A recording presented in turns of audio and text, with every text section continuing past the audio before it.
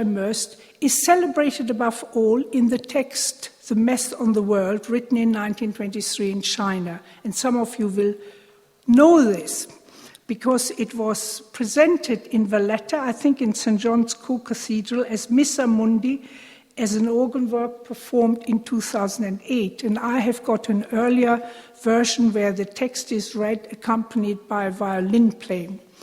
To say Mass on all things had been Teilhard's prayerful meditation practice in the trenches when he was unable to celebrate the Christian liturgy of the Mass, offering bread and wine on the altar of a church.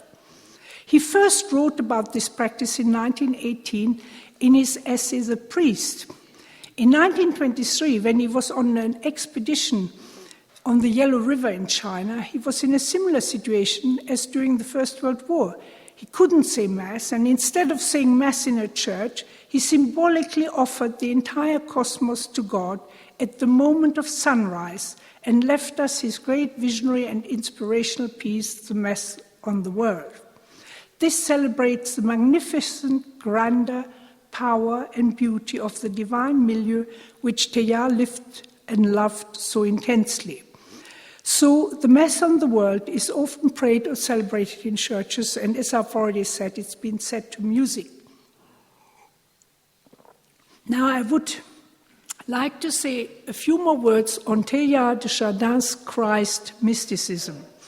His Christ-centered spirituality is vividly expressed in various lyrical essays from which I've already quoted, but also in a war essay entitled Christ in the World of Matter. This is written like a story where he describes someone's experience, but it is really his own experience. On the walls of a church where he had gone to pray, he saw a picture representing Christ offering his heart. Suddenly, the outlines of this isolated individual figure of the human Jesus shown in the painting were melting away, radiating outwards towards infinity, so that the entire universe was vibrant with movement, energy, and life. Teilhard describes Christ's garments and gaze, the beauty of his eyes, the expression of both immense joy and immense suffering. And then he moves on to the Eucharistic host and its mysterious expansion, so that, I quote, the whole world had become incandescent, had itself become like a giant host.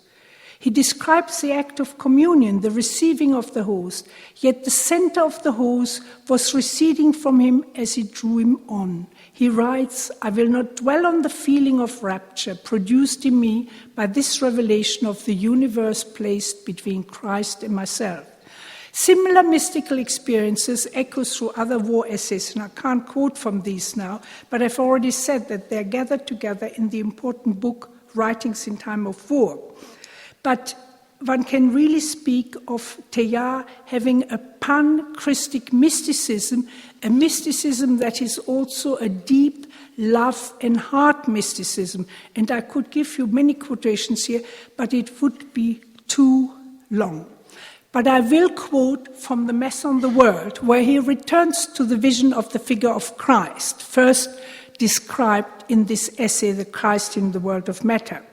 Here again, he speaks of the Catholic devotion to the Sacred Heart, whose main purpose he felt really was to escape from his way of looking at it, was to escape from the constrictions of the too narrow, too precise, too limited an image that we have fashioned ourselves of Jesus. He expresses now another vision of this heart of the world, and he describes Christ, and this is in the Mass on the World. What I discern in your breast is simply a furnace of fire, and the more I fix my gaze on its ardency, the more it seems to me that all around it the contours of your body melt away and become enlarged beyond all measure, till the only features I can distinguish in you are those of the face of a world which has burst into flame. Glorious Lord Christ, the divine influence secretly diffused and active in the depths of matter, the dazzling center where all the innumerable fibers of the manifold meet, power as implacable as the world and as warm as life. You, whose forehead is of the whiteness of snow, whose eyes are of fire, and whose feet are brighter than molten gold. You whose hands imprison the stars, you who are the first and the last, the living and the dead, and the risen again, you who gather into your exuberant unity every beauty, every affinity, every energy, every mode of existence. It is you to whom my whole being cried out with a desire as vast as the universe. In truth, you are my Lord and my God.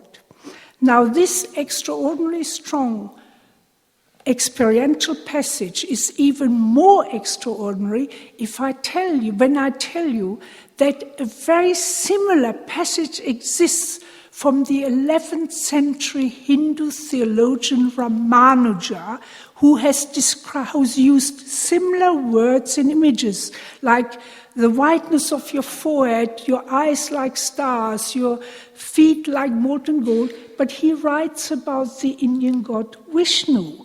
And there's a whole book that has studied the parallel of these two mystic experiences, discovering or experiencing a kind of cosmic god, one in the form of Christ, one in the form of Vishnu, hundreds of years apart, which is an extraordinary phenomenon. And I can really recommend this. This is about the body of God, the world as the body of God. This heart and fire mysticism was underwritten by Teilhard's life, as he expressed it so clearly at the end of the Mass on the World, where he writes, "For me, my God, all joy and all achievement, the very purpose of my being, and all my love of life, all depend on this one basic vision of the union between yourself and the universe." Now that brings me to my concluding reflections. Whenever I reread Teilhard's work, particularly the early writings in time of war, I discover new insights and striking parallels to current concerns, especially with regard to the contemporary mystic quest and also with regard to contemporary ecological concerns. From the perspective of today, of course, also a number of troubling questions arise. Some people accuse Teilhard de Chardin wrongly of a rather facile optimism, whereas his views are in fact grounded in a deep Christian sense of hope and in his unshakable trust in God's presence, in being grounded in the divine milieu in all experiences of life. I remember when the writings of war were first published, I was a student in Paris then, François Mauriac, the French writer, wrote an absolutely passionate piece about these writings, saying, if this is the vision that can burst out in the sufferings of the trenches, there must be something in Christian hope, if this is possible, that someone can have these experiences. Now, traditional Christians can misread Teilhard's spirituality as too world-oriented, too influenced by matter and science, rather than shaped by supernatural concerns. Perennialist writers on spirituality miss in Teilhard the privileging of transcendence over immanence, the distinct separation from spirit from matter. Many such criticisms are due to misunderstanding or to an incomplete knowledge of Teilhard's overall writings and thinking. Teilhard's religious and mystical quest views were profoundly shaped by his understanding of the theory of evolution as proposed by the scientists of his time. His ideas have to be considered in the ongoing discussions of science and religion within the changing interpretations of evolutionary understanding and cosmological worldviews. In the last years of his life, Teilhard was particularly concerned with reflecting on the ethic mystical consequences of evolution and with developing a science of human energetics. He understood this as a systematic study of the energy required for the further self-evolution of human beings. But the central role of religion and mysticism for this energetics has been little studied so far. According to his own words, written down in English, it had become clear to him, I quote, that human progress cannot go further on without developing a mysticism of its own, a mysticism based on a faith in the value and infallibility of evolution.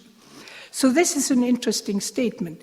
He talked, in fact, about the urgent need for formulation of a mysticism of the West, a new mysticism, at once fully human and fully Christian, which could be the source of a new energy for which we have as yet no name. These are suggestive formulations, not definite ones. They need further development. Elsewhere, he referred to the possibility of a mystical evolution, for he did not regard mysticism as something of merely historical interest, and he did not see it as static, as one and the same everywhere. His emphasis on a new understanding of mysticism is closely linked to seeking an integration of the worldviews of both science and religion. The need to do this is part of the same human longing to find ultimate unity. In this sense, science itself, in its ongoing quest and research, becomes tinged with mysticism. For those in search of a new mysticism, the real strength of Teilhard's vision lies in his dynamic, open-ended integration of the cosmic, human, and divine elements not found in Christian tradition quite in this way before, although earlier parallels exist. He sensed so vividly the great story of the universe, more fully revealed and known to us today. He perceived the Earth as a living planet and expressed his wonder at the beauty of the world around us, which he celebrated as a powerful divine welling up and showing through in and across all things. Contemporary discussions on religion and science often bypass his work because many of the theologians and philosophers involved are not sufficiently familiar with his ideas. It is probably in the new developments of eco-theology and eco-spirituality that his ideas find most resonance. So that is where he can make a real contribution, and that's also visible from his book, The Man's Place in Nature, which some of you will know, the Human Zoological Group, a set of lectures he gave at the Sorbonne in 1949. But I also like to look at his personal spirituality, and there I think one has to praise and acknowledge his profound loyalty, his fundamental faithfulness to his vows as a priest, his permanent, unshakable commitment to his order and his church, in spite of many personal difficulties. His passionate commitment to God and the world was well expressed in one of his early prayers, which is also from the essay The Priest, where he writes, "O God, I wish from now on to be the first to become conscious of all that the world loves, pursues, and suffers. I want to be the first to seek, to sympathize and suffer, the first to unfold and sacrifice myself to become more widely human and more nobly of the earth than any of the world's servants." One can really see in this prayer and in his life a contemporary example of a faithful servant of God who overcame all the vicissitudes of his life in faith, hope, and love. He certainly experienced a great deal of anxiety and questioning, even shortly before his death, when he asked himself in his very last essay, written 6 weeks before he died, an essay entitled The Christic, where he reaffirms his vision. But he asks himself this searching question,